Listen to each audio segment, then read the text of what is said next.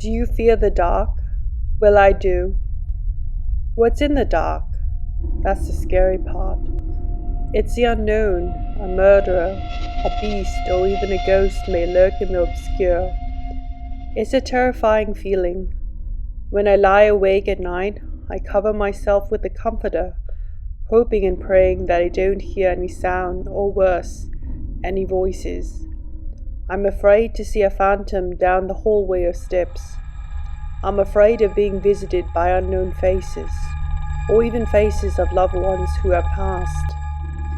These are the fears I wrestle with at night, especially if I've watched or read something chilling.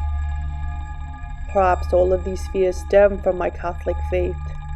We do believe in a purgatory, and that demons do exist in this world.